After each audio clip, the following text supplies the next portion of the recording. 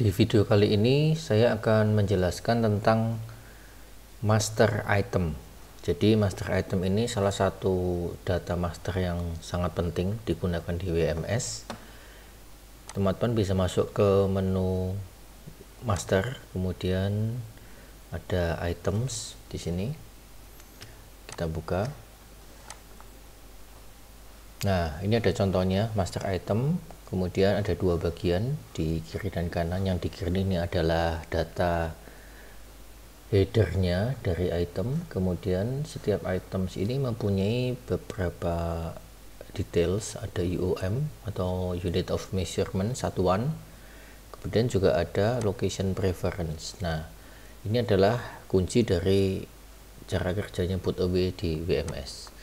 Kita mulai dulu dari master itemnya. Jadi untuk membuat master item baru, kita seperti biasa kita ke tombol action, kemudian add new.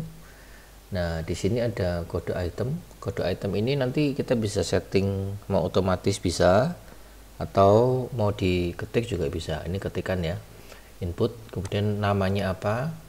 Nah, di sini ada item type. Item type ini bawaan dari framework, jadi nanti ada beberapa item type yang bisa digunakan. Jika teman-teman mengambil ERP di kami, maka hampir semua item type ini pasti akan digunakan. Tetapi jika teman-teman hanya fokus di WMS saja, maka persediaan saja yang akan dipilih, karena di WMS ini menghitung inventory saja, di mana inventory adalah termasuk dalam persediaan. Nah, jika teman-teman memilih persediaan, maka ada beberapa atribut yang harus diisikan, yaitu item kategori.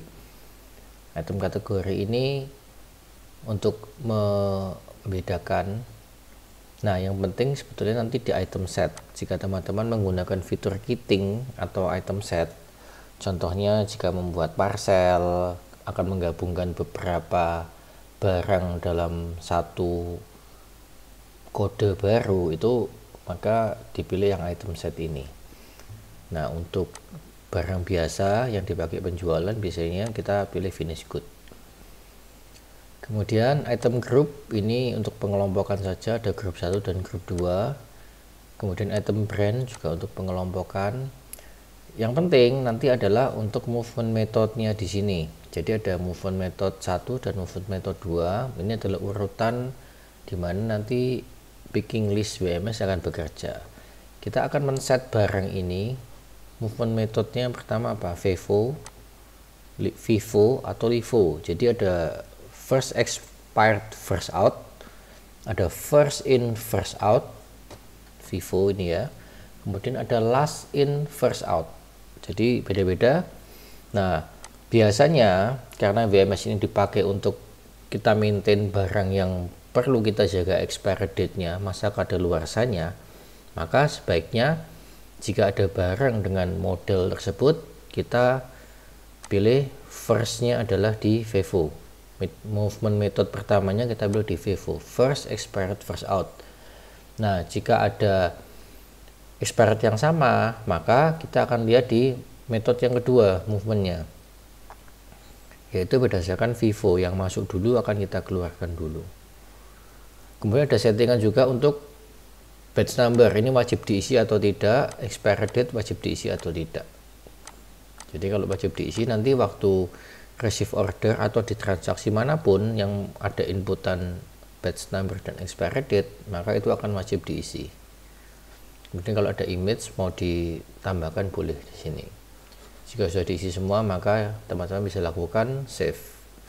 Nah, ini contohnya saya sudah mempunyai beberapa item. Kalau mau di view bisa, kita view, kita pilih, kemudian kita view di sini. Nah, ini contohnya barang ini ABC sardenes bumbu serundeng. Ini movement methodenya adalah FIFO, kemudian FIFO, dan wajib isi batch number maupun expiry date. Seperti itu. Nah, jika teman-teman pilih data ini, maka di tabel kanan akan muncul data detailnya.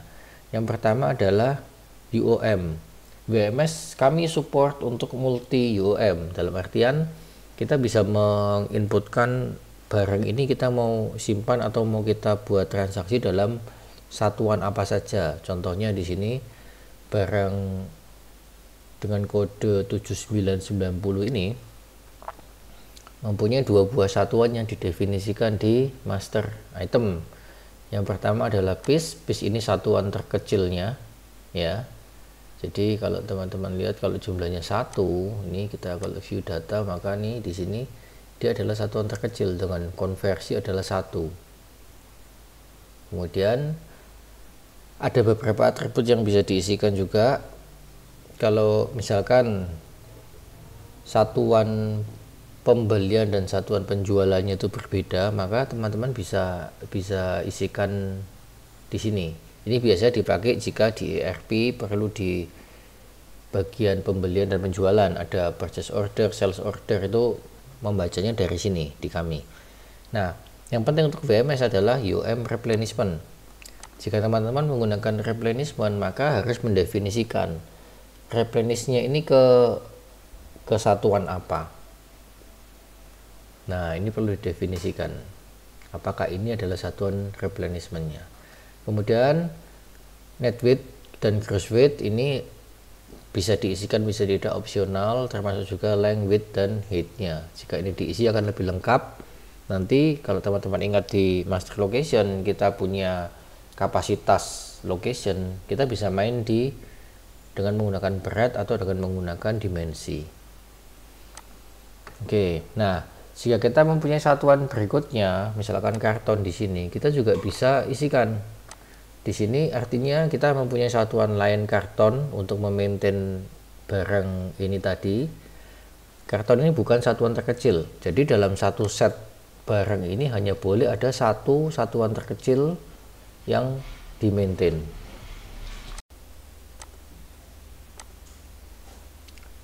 Nah, cara untuk melakukan settingnya adalah, jadi di sini ada nilai konversi. Nilai konversi ini harus diisi sesuai dengan konversi jumlah terhadap satuan terkecil. Ingat ya, konversi harus dihitung terhadap UOM terkecil. Jadi contohnya di sini jika kita isikan 24, artinya satu karton ini equal 24 piece, karena piece adalah satuan terkecilnya tadi ya. Jadi jangan lupa, jangan sampai salah, karena ini nanti akan berdampak di perhitungan konversi stoknya. Artinya satu karton itu sama dengan 24 piece kesatuan terkecil. Nah, contoh lain jika teman-teman mempunyai nanti satuan yang lebih besar, misalkan big box gitu ya. Big boxnya itu, satu big boxnya itu ada 10 karton ini. Nah, di sini diisikannya bukan 10 tetapi 24 dikalikan 10, 240, karena selalu dihitungnya terhadap satuan terkecilnya tadi. Di sini sudah didefinisikan bahwa satuan terkecilnya ya ini adalah piece. Oke, itu adalah penjelasan terkait IOM. Konversinya harus hati-hati, yang penting jangan sampai salah. Nah, berikutnya ada tab untuk mengatur location preference. Location preference ini apa? Location preference ini artinya adalah tempat-tempat atau location atau bin yang menjadi pilihan tempat penyimpanan untuk barang tersebut. Jadi contohnya di sini saya mempunyai 32 data location untuk item 7990 ini ya. Jadi artinya item 7990 ini kita bisa simpan di antara 32 lokasi ini dengan ada urutannya 1, 2, 3 dan seterusnya. Nah, nanti sistem akan mencarikan jika ada barang masuk untuk 7990, maka akan dicek dulu di lokasi pertama ini apakah stoknya ada isinya, kapasitasnya sudah penuh atau belum. Jika sudah, maka dia akan next lanjut ke kedua, ketiga, terus sampai ketemu yang lokasi yang kosong. Oh, di sini kosong, maka Saat put away, nanti kita akan bahas di video tentang put away, ini akan disarankan, diwajibkan menyimpan di lokasi ini. Jadi ini adalah cara kerja location preference. Untuk membuat location preference, teman-teman bisa ada 3 cara. Yang pertama di add satu-satu ya. Kemudian yang kedua, kita bisa copy dari item mana. Kalau kita sudah punya item yang similar, maka kita tinggal copy aja, karena biasanya item-item yang sama dikelompokkan di lokasi yang berdekatan. Nah, yang berikutnya kita bisa generate ini kita akan pilih kita mau di rak mana, kolom berapa aja, level berapa saja misalkan, dan posisinya yang mana. Ini tergantung dari master location yang ada di data. Oke, tadi balik ke UM dulu. Di UM juga kita bisa add satu-satu tadi, atau dengan menggunakan copy dari item. Ada sama, fitur copy dari item bisa dipakai juga di master item untuk kita mengisikan detail UM-nya. Oke, jadi ini penjelasan tentang master item perlu dipahami dan di setting untuk UM dan location preference-nya agar VMS-nya bisa bekerja dengan baik. Terima kasih.